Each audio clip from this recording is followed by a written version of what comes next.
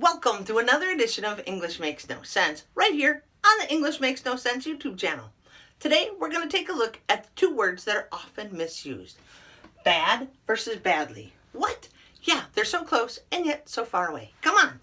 Bad is an adjective. What is an adjective?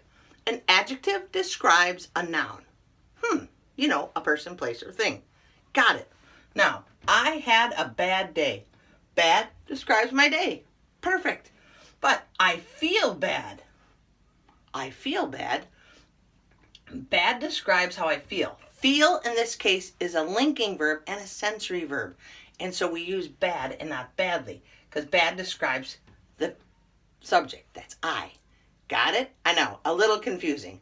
I feel bad. You feel bad. He, she, it feels bad.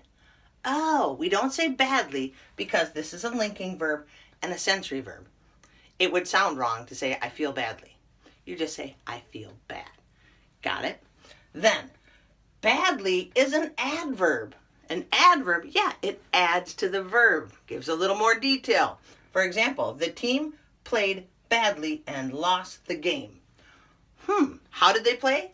Badly. So here, badly describes the verb played. Oh, I get it. Bad versus badly. One's the adjective, one's an adverb. But remember this, when you're using feel, always use the adjective. Why? I don't know, but now you can read and understand this sentence, I hope. The Packers played badly and now the whole state feels bad. What?